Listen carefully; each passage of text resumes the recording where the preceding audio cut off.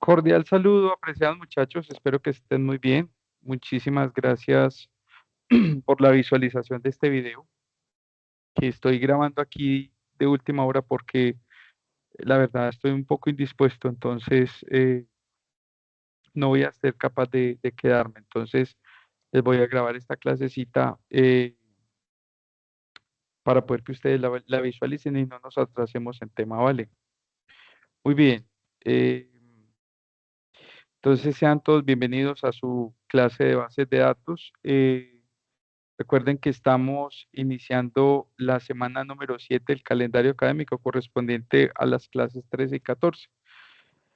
Para hoy el tema es hacer esa introducción hacia lo que es SQL, empezar a entender un poquito todo eso que hemos desarrollado a lo largo de estas sesiones y empezar a darle esa transformación hacia un gestor de bases de datos o hacia un sistema que administre las bases de datos, ¿cierto?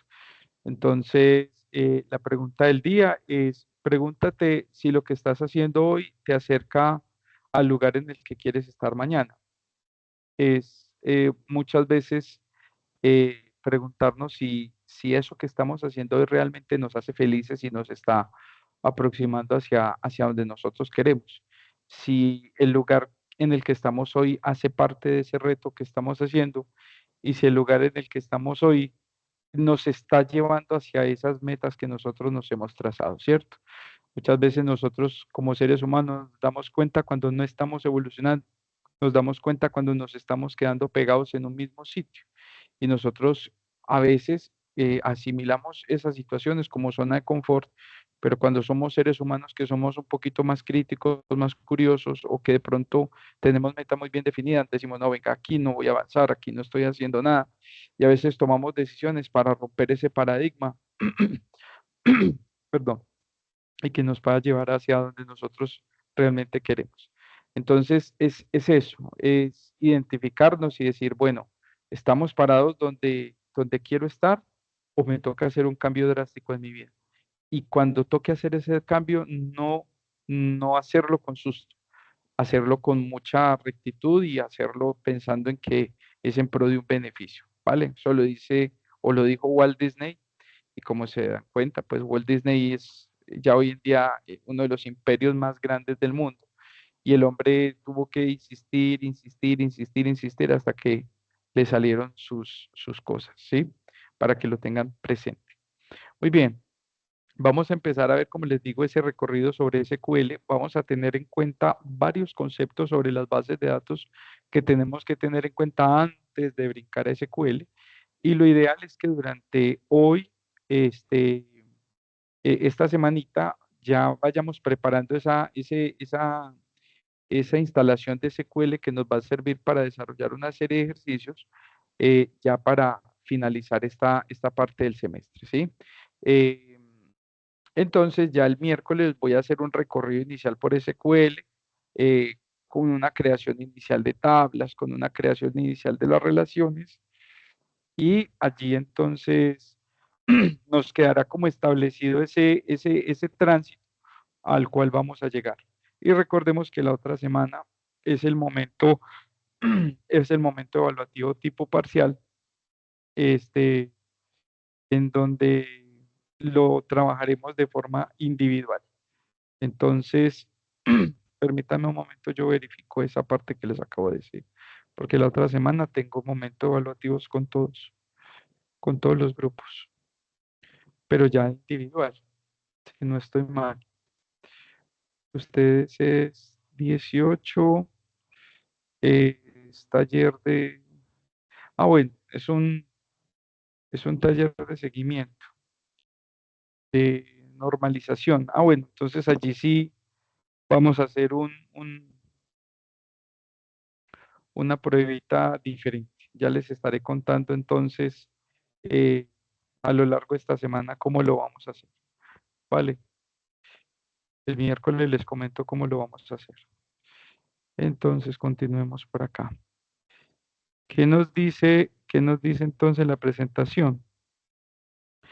Entonces nos dice, vamos a ver un poquito de la historia de SQL, pero pues a modo de lo que es el contexto. Bases de datos relacionales desde la funcionalidad, lo que es la persistencia del modelo relacional, modelo lógico versus modelo físico, que es al que vamos a pasar, y vamos a reconocer algo que se llama las bases de datos de sistema, que es algo que tenemos que tener muy presente antes de comenzar con SQL. Entonces, ¿qué es SQL? O sea, ¿de dónde se originó? Ya habíamos hablado en algún momento que era el lenguaje de consulta estructurado, que nace partiendo pues de unas necesidades de almacenar la información y de relacionarla entre sí. Pero entonces nos dicen que el lenguaje SQL, ¿cierto? El Structured Query Language, y las bases de datos relacionales surgen como la respuesta a la necesidad de gestionar grandes volúmenes de datos de forma estructurada y eficiente, ¿cierto? Los grandes volúmenes de datos que parten de en muchas ocasiones, de tener grandes cantidades de datos, pero no saber qué hacer con ella o cómo relacionarla. Entonces, debido a esa circunstancia, más bien se presenta, y eso incluso es obra de un autor, que es Edgar F. Good, que él era empleado de IBM e investigó cómo se podía relacionar la información a través de tablas. De hecho, en esta exposición de este artículo, él dice, mire, se puede relacionar a través de filas, de columnas, de tuplas, con claves principales, claves foráneas, y establece un modelo, ¿cierto? Y dice que lo más elemental de este modelo son las relaciones. Entonces, miren lo que dice, este modelo organizaba los datos en tablas a través de relaciones utilizando conceptos matemáticos como el álgebra relacional y la teoría de conjuntos, que es lo que ustedes ya han visto hasta el momento, que lo más importante de la información, perdón, no es tanto relacionarla, perdón, no es tanto almacenarla, sino relacionarla de una manera que usted pueda tener muchos resultados cuando opera con esa información. Entonces, lo fundamental es, venga, yo tengo ciertos niveles de información, tengo ciertas tablas de información, ¿qué puedo hacer con ellas? ¿Qué operaciones puedo hacer con ellas? ¿Qué puedo calcular a partir de los datos? ¿Cómo puedo visualizar los datos? Si estoy en una estructura front-end, ¿cómo puedo llevarle el dato al usuario final para que lo pueda apreciar o pueda operar con esos datos y luego el producto de esa operación me lo traigo para la base de datos nuevamente y le hago almacenamiento persistente? Entonces, este es el espíritu de SQL, ¿cierto? Que es, recuerden, el lenguaje de consulta estructurado. No todo SQL Server o el concepto de Microsoft SQL es lo que sale, lo que nace. No, lo que nace como tal es SQL, que lo tienen integrado muchísimos motores de bases de datos, ¿sí? Dicen por allá, ya por allá en 1974 se crea precisamente a través de IBM lo que fue el SQL, que es el Structured English Query Language, que es el precursor del SQL. ¿Y esto qué permitía? La interacción con base de datos relacionales y después cambió a SQL para ya darle como una sintaxis un poquito más combinada. Pero resulta que ya cuando nace SQL se potencian esas operaciones con relaciones, se potenció todo ese concepto del álgebra relacional, que es el que finalmente le permite a uno dentro de una base de datos obtener información muy detallada con diferentes tablas. Entonces recuerden lo que les he dicho siempre en la parte de evaluación y revisión del modelo de entidad-relación. Hay que evitar que haya mucha circularidad. Algunas bases de datos la van a tener obligatoriamente, pero hay que evitar que haya mucha circularidad porque ya eh, cuando yo aplico muy fuertemente el concepto de SQL de las operaciones algebraicas sobre la base de datos, se podría dar mucha redundancia de información, porque con las opciones de unión, de intersección, ¿cierto? Las que nosotros ya hemos visto, sumado a los operadores lógicos y sumado a los operadores booleanos, eh, sumado a las operaciones de tablas de decisión, cuando yo diga que va a haber un AND, un OR, un SOR, y aparte de eso hayan operaciones relacionales, va a existir la posibilidad de que muchas veces la misma información se nos muestre, retorne por diferentes medios. Entonces hay que tener mucho cuidado en esa parte. Ya para entonces, del 86 al 87 sale el estándar SQL, que es un estándar y como su nombre lo dice, al hablar de estandarización por dos grandes empresas certificadoras del mundo, que es la ANSI y la ISO, ya nos dicen a todo el mundo mundo de los sistemas, cómo se trabaja, cómo se debe trabajar a nivel de bases de datos. Entonces dicen, las consultas serán de esta manera, la sintaxis será de esta manera, el almacenamiento será de esta manera, las relaciones entre las tablas podrán ser de esta manera, la normalización de las tablas para evitar duplas espurias, para evitar repeticiones, para evitar dependencias funcionales, ¿cierto? Entonces, integridad referencial es lo que más se busca. Entonces, aparece todo ese estándar SQL, que es el que se establece comúnmente para los sistemas de gestión de bases de datos. Esto permite la interoperabilidad entre plataformas. Claro, al estar estandarizado, todas las plataformas saben que deben estar bajo ese mismo concepto y ese mismo estándar. Muy bien. Ahora veamos un poquito ese concepto propiamente ya de la base de datos relacional. Y entonces, eh, que como vamos muy bien en el tema de tiempo y nos va a dar incluso por allá en febrero de ver un poquito de bases de datos no relacionales, pero por ahora centrarnos en ese concepto y en ese universo de la relacionalidad. Entonces me dice, la base de datos relacional ha dominado por décadas debido a su fortaleza, a sus fortalezas inherentes. ¿Cuáles? Un modelo simple y universal. Mire que nosotros tenemos esa capacidad de pintar el mundo real a través de tablas. Entonces dice tablas con filas y columnas que son intuitivas, comprensibles e incluso para usos no técnicos. No necesariamente yo tengo que modelar una base de datos y la tengo que llevar hasta el motor, ¿cierto? En muchas ocasiones lo que se pide es un diseño muy bien estructurado para que me convide a visualizar cómo va a ser la funcionalidad de la base de datos en su entorno y muchas veces dentro de la fórmula de licitación de requisitos, lo que se hace en las historias de usuario que tocan lógica backend y lógica de base de datos, pues uno lo que hace es un diagrama muy estructurado de cómo potencialmente va a ser en el futuro el manejo de la información, ¿cierto? Está basado en los principios matemáticos sólidos, lo que garantiza una consistencia y una validez muy fuerte del dato. Entonces, aquí hay que entender algo y es, vuelvo y le repito, el espíritu de la base de datos es que a través de toda esa álgebra relacional se puedan obtener operaciones con los datos y que finalmente haya una secuencia de instrucciones que me permita obtener nuevos datos, visualizar el dato, mostrar el dato u operar con el dato. ¿Vale? Muy bien.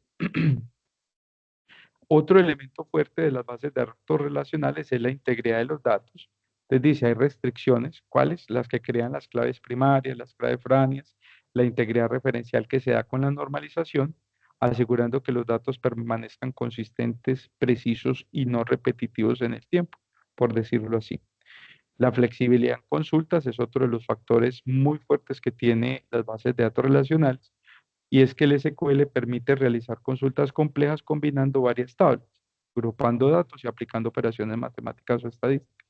Entonces, hasta ahora nosotros hemos visto cuestioncitas de ver una o dos tablas, entonces le hacemos una unión o le hacemos un join, ¿cierto? Un right join, un left join, un outer join, pero cuando ya estemos plenamente sobre SQL, vamos a tener la oportunidad de juntar tres, cuatro tablas y extraer información de esas tres o cuatro tablas. Por ejemplo, para que ustedes tengan una idea, cuando ustedes hacen una consulta en el CIA sobre el calendario académico que ustedes tienen en un semestre, entonces allí tienen claramente el concepto de la tabla estudiantes, de la tabla curso, de la tabla docente, incluso de la tabla de, puede ser desde la misma programación física, de aulas y talleres de práctica o de laboratorios.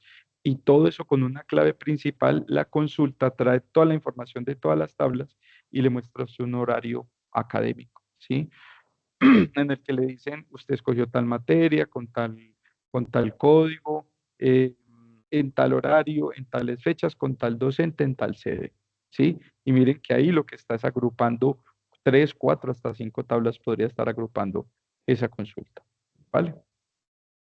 También otro elemento determinante es la escalabilidad. Entonces dice, las bases de datos relacionales pueden manejar desde pequeñas aplicaciones hasta sistemas empresariales complejos y grandes volúmenes de datos, que en el contexto de la base de datos, yo puedo tener una base de datos muy pequeña, ¿cierto?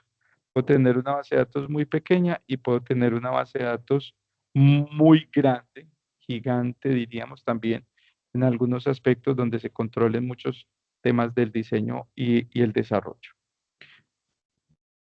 Aparte de todo, tenemos algo que es el soporte de transacciones o lo que ya vimos, el ASI, ¿cierto? Que en algún momento lo vimos, que tiene que ver con todo el concepto de lo atómico, lo consistente, el aislamiento o el isolation y la durabilidad. Entonces dice, garantiza que las operaciones de datos sean atómicas, consistentes, aisladas y duraderas, un requisito esencial para el sistema crítico como bancos y comercio electrónico. Y de hecho, no tanto situado en estos dos elementos que son los que rigieron en algún momento esta estructuralidad en las bases de datos, sino que ya hoy en día en todos los tipos de sistemas. Por ejemplo, imagínense ustedes donde no habláramos de conceptos de atomicidad en la base de datos de la Universidad Nacional. ¿En qué momento va a haber un concepto de atomicidad eh, si no fuera obligatorio en el grabado de las transacciones o en el hacer que usted sí seleccione una materia o en hacer de que si no hubiese atomicidad o que no hubiera consistencia, eh, cualquier estudiante podría matricularse en cualquier materia y no habría un descuento de, por ejemplo, de cupos y todos llegáramos a la misma clase a la misma hora todos los días. Entonces, no solamente en los bancos y en el comercio electrónico, sino a nivel de casi todas las operaciones que tienen que ver ya con bases de datos. ¿Sí? Y por último está la estandarización y el ecosistema, ¿cierto? Que las bases de datos relacionales, miren lo que les decía ahorita, SQL es un estándar global adoptado por los principales sistemas de gestión de bases de datos, como MySQL, PostgreSQL, Oracle, SQL Server. Entonces nosotros vamos a trabajar SQL Server proveniente ya hoy en día de Microsoft, pero perfectamente nosotros el concepto SQL lo podemos encontrar en todo, casi todos los motores de bases de datos relacionales. Habrá algunos que cambien cositas de sintaxis por temas de, ay muchacho, un momento. Habrá algunos que cambien conceptos de sintaxis para impregnarle su propia tecnología o su sello, pero normalmente la estructura SQL es la misma para todos. Aquí viene la pregunta, profe, yo podría trabajar con algunos otros sistemas de gestión de bases de datos en la materia. Desde que permitan las mismas operaciones nucleares y atómicas, no tengo ningún problema. De hecho, pues muchos compañeros siempre lo hacen. ¿Vale? Soporte, otro de los elementos del ecosistema es el soporte extendido para análisis avanzado, como vistas, procedimientos almacenados y los triggers. Aquí ya sí estamos hablando de funciones precisas de SQL, ¿cierto? Estamos hablando de la visualización de la información, estamos hablando de los store procedures o de los procedimientos almacenados que se hacen para que sean llamados en función de algo que se tenga que ejecutar o algo que se tenga que repetir, y están las acciones automáticas como los triggers, ¿cierto? Entonces, aquí sí ya estamos hablando de herramientas propiamente del SQL, que están diseñadas dentro de SQL. Ahora por este lado veamos el concepto de lo que es la persistencia del modelo relacional, ¿cierto? Entonces, ¿qué me dicen de la persistencia del modelo relacional? Aunque han surgido alternativas como las bases de datos no SQL, las bases de datos relacionales siguen siendo relevantes porque cuentan con los siguientes elementos. Confianza y madurez. Son décadas de uso que han refinado su diseño y su funcionalidad. Entonces, el concepto es el siguiente. ¿Por qué se habla de la persistencia del modelo relacional? Porque el modelo relacional es un poco complejo, como ustedes lo han visto ya hasta el momento. No saca sangre, pero es un modelo que hay que trabajarlo, que para entenderlo hay que estudiarlo, que para entenderlo hay que ver cómo se comporta el dato. Muchos de ustedes me hacían la pregunta la semana pasada, profe, yo puedo eh, normalizar sin tener que diseñar o viceversa, o yo puedo hacer el modelo de entidad-relación ya normalizado. Yo les decía, mire, el orden no estricto, pero el orden de las cosas es encontrar una entidad, encontrar sus atributos, encontrar la relación y encontrar su cardinalidad. Y allí ya voy y dibujo una tabla en donde refleje con los datos cómo me quedó el diseño y procedo a normalizar. Entonces, aquí es donde viene ese concepto. Eh, las bases de datos no relacionales no necesitan todo eso, ¿cierto? No necesitan tanto nivel de abstracción, pero, digámoslo de cierta manera, que con todos los años que lleva, pues miren, desde los 70 son 50 años ya, que se lleva trabajando bases de datos relacionales con la estructura, con la combinación de claves primarias y secundarias, ¿cierto? Con todo ese concepto de la persistencia del dato y la integridad referencial, hacen que la base de datos o el modelo relacional sea muy maduro y muy confiable, que eso es lo que se busca muchas veces en el dato. Ahora, si yo lo que voy a hacer es que voy a sacar una data a partir, voy a sacar, perdón, muchachos, pero tengo un dolor de garganta que no puedo con él. Eh, lo que permite, si yo voy a hacer un movimiento de datos simplemente para mostrar una estadística a través de un Power Query con un, no sé, Power BI, yo no necesito tanta estructura del dato. Pero cuando yo tengo una tabla muy bien relacionada con otras tablas y necesito hacer el informe, entonces ya sí SQL me va a permitir a mí una estructura mucho más apropiada para el dato, lo que también me va a permitir a mí refinar el dato y obtener información muy relevante. A menor estructura, mayor, digámoslo, situaciones en las que se puede presentar datos repetidos, error en el dato, pérdida de persistencia. A mayor estructura, se puede presentar todo lo que tiene que ver con un dato más limpio, con un dato mejor representado, con un dato real, con un dato no muy repetido, ¿cierto? Que es lo que más se necesita acá. Entonces, uno de los elementos claves de la persistencia de este modelo es ese. Otro, los casos de uso universal. Entonces, son adecuadas para sistemas OLTP, que es el procesamiento de transacciones en línea, y el sistema OLAP, que es el procesamiento analítico en línea. ¿Por qué? Por la misma estructura que permite. También uno de los elementos son las capacidades híbridas. Los sistemas que administran las bases de datos modernos integran características no SQL, y esto lo entenderán ya aquellos que están trabajando en el medio o que saben de ensamblar algunas eh, elementos que son jalados para trabajar mejor la información, que son los JSON o los JSON, y son datos no estructurados. Entonces yo simplemente voy y jalo, opero y guardo el producto de esa operación, o muchas veces yo desconozco los valores de entrada, pero hago las estructuras necesarias para que sobre esa estructura me lleguen los valores que yo necesito operar dentro de la base de datos. Entonces, para que tengan una idea de lo que estamos hablando, lo que Station, lo que sale, no sé, de todo lo que es lo domótico hoy en día, de los sistemas inteligentes, toda esa captura de datos es a través de JSON, ¿cierto? Para poder tomar, capturar los datos. Veamos entonces ya ese paso del modelo lógico hacia el modelo físico. Entonces, ¿qué me dice esa transitividad?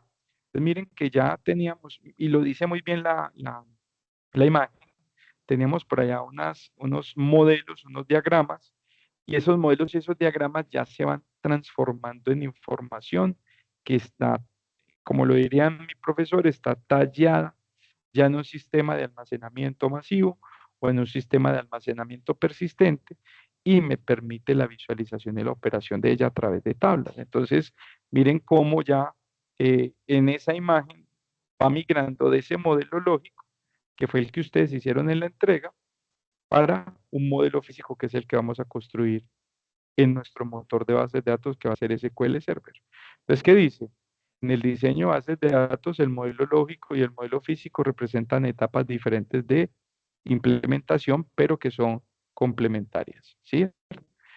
Ambos son fundamentales para asegurar que la base de datos sea funcional, eficiente y alineada con los requisitos del sistema. Pero aquí también tengo que entender algo. La base de datos tiene que estar proyectada desde un buen diseño para un buen desarrollo cuando está funcionando en un motor. Del buen diseño que haya tenido desde lo lógico, en lo funcional o en el modelo físico va a ser muy eficiente. Si usted fue poco eficiente en ese modelo lógico, todos esos problemas de modelamiento los va a ver reflejados en la parte física. Cuando usted haga las consultas, cuando usted empiece a hacer las relaciones, cuando usted empiece a ver la integridad de la información o cuando usted, por el contrario, volvámoslo antónimo, no empiece a obtener en las consultas la información que usted necesita. Encuentre mucha información repetida, encuentre mucha información que no es consistente o por el contrario tenga pérdida de información en el tiempo. Hay mucha admisión de valores nulos, admisión de valores que no cumplen con la máscara del campo. Y eso, por ejemplo, dado que en un número de teléfono se esté almacenando información, por ejemplo, como la de una cédula. Como cuando ustedes así de despistaditos, yo les pido la asistencia y ustedes en la cédula me ponen el apellido. Esos son situaciones que cuando yo ya lo bajo al Excel, ahí se ve, digámoslo, errores en un modelamiento, pero que por ser tan simple, dato tipo JSON, no lo relacionan muy fuerte, entonces por eso se da que la información incluso puede ser improcedente, ¿sí? ¿Qué más me dice por acá? Entonces, miren, del modelo lógico. ¿Qué es el modelo lógico? Representa la estructura conceptual de la base de datos, independientemente de su implementación física en sistemas de gestión de bases de datos. Todo lo que ustedes han hecho hasta hoy no está ligado a ningún sistema de gestión de bases de datos, ¿sí? ¿Está ligado a qué? A que simplemente este, ese modelo pueda ser implementado en cualquier sistema de gestión administrativa de bases de datos. Allá lo único que ustedes están haciendo es entidades, relaciones, atributos, cardinalidades, ver cuando hay una generalización, ver cuando hay una situación de herencia, ¿cierto? Ver cuando hay una clave primaria, una secundaria o una resolución de alguna integridad referencial a través de una tercera tabla o lo que es la generación de un muchos a muchos. Eso es lo que están haciendo hoy, pero eso no depende ni les está diciendo, mire, es que en SQL se dice que es así, o en Postgres se dice que es así, o en MySQL debe ser así. No, es totalmente independiente de la implementación. Entonces, por ejemplo, un modelo relacional basado en tablas con claves primarias y claves foráneas, ¿cierto? ¿Qué características tiene ese modelo lógico? Está basado en entidades, atributos y relaciones. Aquí no estamos hablando del dato todavía. Aquí simplemente hablamos de que un vehículo tiene una relación de una placa, un cilindraje y un peso, pero no estamos hablando realmente del concepto del dato. Se centra en qué datos se deben almacenar y cómo están relacionados. Es independiente del sistema de gestión, ¿cierto? Es totalmente independiente y no incluye detalles de implementación como los índices o los tipos de almacenamiento. Ya eso lo empezaremos a ver a partir de la otra clase, donde yo ya digo, mire, ya para almacenar, entonces aquí sí necesitaré un entero de un entero con tanta capacidad de almacenamiento, un varchar con tanta capacidad de almacenamiento, un enmascaramiento que diga que el dato debe estar con tal referencia. Todas esas partes de implementación están fuera del modelo lógico, ¿cierto? ¿Cuáles son los elementos claves de este modelo? Las tablas, los atributos y las restricciones, o sea, las relaciones, las columnas y la integridad referencial que se da por la normalización.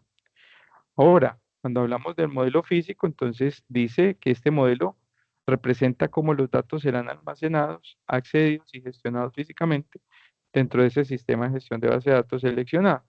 Aquí ya si vienen regla de diseño, norma de diseño, estructura del dato. Entonces, por ejemplo, la estructura de las tablas optimizadas con índices, particiones y asignaciones de espacio.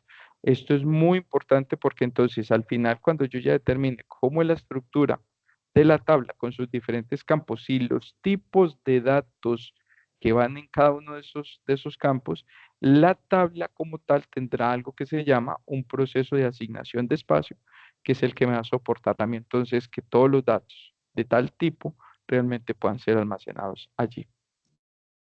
¿Cuáles son las características del modelo físico? Aquí sí se depende específicamente del sistema de gestión de base de datos, de su estructura, de su sintaxis, de su signatura, de la forma en cómo se opera y de las reglas y condiciones semánticas para poder utilizar cierto sistema de gestión. Incluye detalles técnicos como índices, tipos de datos, métodos de acceso y optimización de almacenamiento.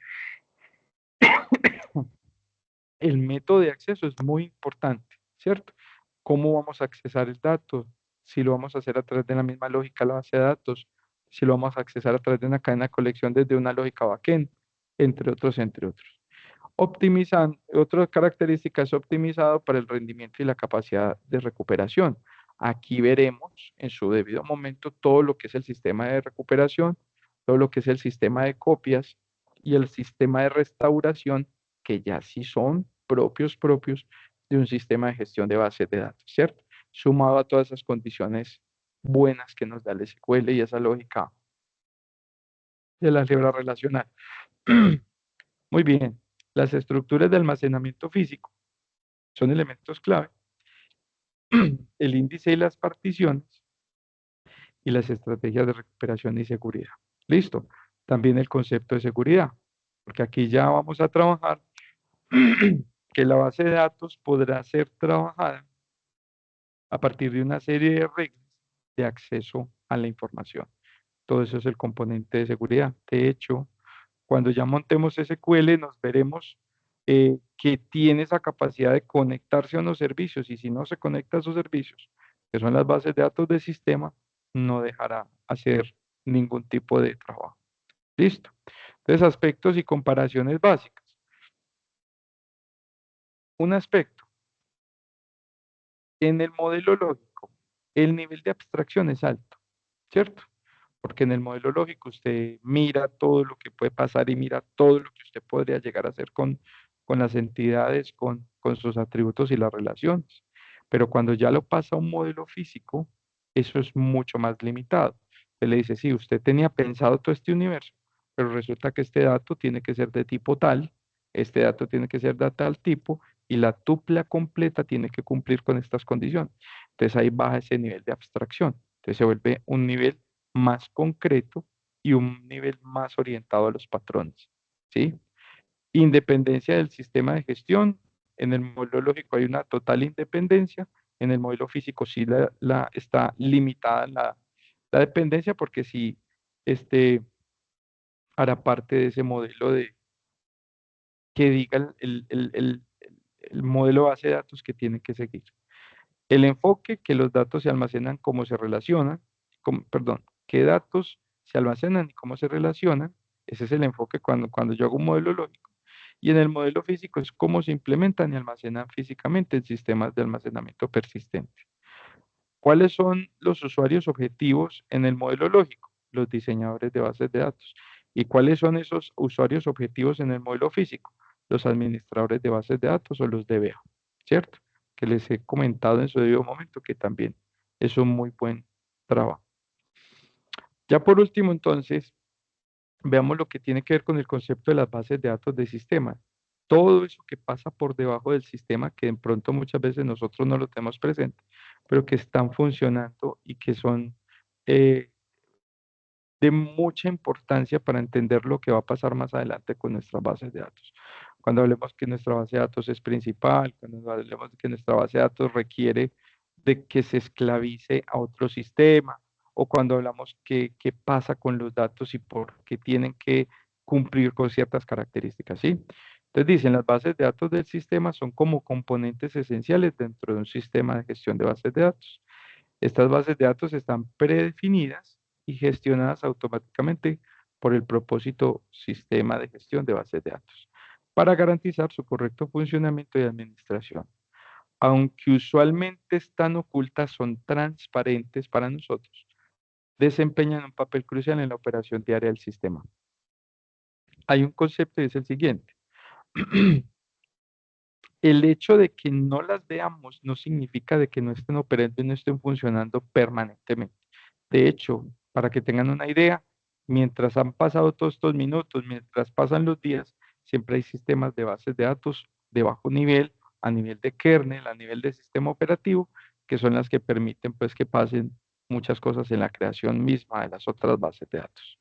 Entonces, ¿cuáles son los propósitos de las bases de datos de sistema? La administración, que es gestionar y organizar la información necesaria para que el sistema funcione de manera eficiente. Controlar configuraciones, permisos, tanto de acceso como de CRUD y estados del servidor, ¿cierto? Que muchas veces para que opere el concepto de la base de datos del sistema, yo tengo que poner que mi máquina actúe como un servidor. Y entonces a la máquina, al actuar como un servidor, me asigna recursos. Asimismo, dentro del concepto del sistema operativo se parten ciertas fracciones de recursos para y me va a permitir entonces crear y generar nuevas bases de datos a partir de allí. Otro de los elementos claves es el soporte de las operaciones de usuario. Proporcionar un entorno donde las aplicaciones y los usuarios puedan interactuar con las bases de datos de forma segura. Facilitan las transacciones, consultas y mantenimiento de la integridad de datos, ¿cierto? A nivel de soporte. A nivel de auditoría, registrar eventos y procesos de respaldo y recuperación ante fallos. Entonces, para los que estamos viendo sistemas operativos, todo eso que va pasando en el sistema va quedando generado en un sistema de logs y en un sistema de logs que va haciendo un recording de todas las operaciones del sistema, de sus procesos, de sus hilos, de las asignaciones, incluso de sus fallas y de sus bloqueos e interbloqueos, y es la que permite incluso enviar la información al fabricante a través del concepto de los service pack para que haya mejoras dentro del sistema. Es un tema muy bacano, porque al tiempo que se registra, también se generan soluciones con base a ese registro. ¿Cuáles son las características principales? Entonces, la creación automática. Estas bases de datos se generan automáticamente al instalar el sistema de gestión de bases de datos. Por ejemplo, unas vienen con el sistema operativo, otras se van a instalar cuando usted instale, por ejemplo, SQL o Postgres o MySQL, ¿cierto? Hay un mantenimiento que es propiamente desde su administrador. Son administradas exclusivamente por el administrador, por el sistema de gestión. Y aunque los usuarios con privilegios pueden acceder a ellas, no se aconseja su manipulación directa, ¿cierto? Entonces, habrá algunos momentos, como les digo, para sacar ese sistema de logs y uno ver qué tanto nivel de falla tiene o qué tanto nivel de incidencias tiene o qué tantas situaciones en contra de la integridad de datos hay, pero no se garantiza su manipulación, ¿cierto? La información crítica almacena metadatos y configuraciones claves como estructuras de bases de datos de usuario, índices, restricciones, secciones activas y operaciones en curso. Esto ya sí es propiamente de las bases de datos que usted haya creado posteriormente, ¿cierto? Y el concepto del metadato es el dato en su máxima expresión de abstracción. Protección contra alteraciones, los cambios directos en estas bases de datos pueden provocar problemas graves en el sistema. Esto no lo toca sino el que sabe demasiado de lo que hace cada uno de estos submotores de bases de datos y lo que significa para el funcionamiento correcto de la base de datos que nosotros estamos trabajando. Por ejemplo, entonces, algunos ejemplos de estas bases de datos propiamente del sistema en SQL. Entonces tenemos las bases de datos master que tienen propósito, como propósito contienen información básica sobre la configuración del servidor y la importancia es indispensable para iniciar el servidor SQL. Si se corrompe el servidor no funcionará. Esto es uno de los errores más comunes de acceso a SQL. Entonces, cuando tenemos archivos corruptos, cuando tenemos archivos que me corrompen el máster, simplemente no entra SQL. Listo. Estos son bases de datos propias de SQL. Está la model, que actúa como una plantilla para la creación de nuevas bases de datos, ¿cierto? Es personalizable por administradores para estandarizar configuraciones de bases de datos nuevas, pero para el contexto que nosotros vamos a hacer no lo vamos a mover, ¿cierto? Nosotros vamos a manejar un sistema muy primario, muy abstracto, no necesitamos manipular situaciones para la creación de nuevas bases de datos, ni sus modelos. Está el MSDB, que almacena información relacionada con tareas administrativas del servidor y facilita la programación y monitorización de procesos críticos, ¿cierto? Esto ya cuando tengo 3, 4, 5 bases de datos funcionando al mismo tiempo sobre un motor en tiempo real que necesitan ser fragmentadas o que necesitan sistemas de actualización simultáneos con diferentes condiciones en línea, ¿sí? Tenemos el TempDB, que es un espacio temporal para las tablas, ordenamientos y consultas. Es como el sitio donde va a hacer todas esas operaciones, pero que de allí envía hacia un sistema de almacenamiento persistente. Es como un espacio en esa memoria que de hecho es temporal y lo asigna con parte de recursos de la memoria RAM y que lo que se hace es que se recrea cada vez que se inicia un servidor SQL, asegurando que siempre comience limpio ese espacio. Entonces ya lo veremos y lo iremos mencionando al paso que vayamos haciendo acciones dentro de SQL. Está el resource, que tiene como propósito contener objetos del sistema utilizados internamente por SQL Server, como visitas al sistema y procedimientos almacenados, los store procedures. Aquí ya en el tema de los recursos, eh, este concepto lo vamos a entender muy bien cuando ya empecemos a hacer procedimientos almacenados, que vamos a saber que van a estar reposados sobre otra base de datos dentro de nuestra propia base de datos, ¿sí? Es de solo uso, solo lectura y no es visible directamente en el explorador de objetos, porque simplemente es un almacenamiento interno, ¿sí? Entonces nos dice, las bases de datos del sistema son el núcleo operativo de cualquier sistema de gestión de bases de datos. Su papel va más allá de un simple almacenamiento, proporcionando las herramientas y servicios necesarios para que los administradores y usuarios interactúen con las bases de datos de manera eficaz. Una comprensión profunda de estas bases de datos es fundamental para el mantenimiento y optimización de entornos de datos complejos. Listo. Con esto finalizo, muchachos. Ahí está la asistencia, porfa, para que quienes vean el video registren asistencia. Me disculpan, pero de la verdad estoy demasiado indispuesto y no estoy en condiciones de quedarme más tiempo, entonces por eso les grabo la clase, ¿sí? El miércoles, bueno, recuerden que ustedes en los archivos de compartidos ya tienen el manual de instalación de SQL, vayan haciendo el ejercicio. De todas maneras, para el miércoles no es necesario, pero quienes lo tengan para el miércoles va a ser muy bueno porque van a ir replicando. De todas maneras, el miércoles voy a adelantar una serie de cositas básicas y ya cuando retomemos en enero, entonces veremos esos conceptos. Eh, Les pido mil disculpas y espero estar a plenitud el día miércoles con ustedes en clase. Un abrazo, Dios los bendiga a todos. Muchísimas gracias por la comprensión.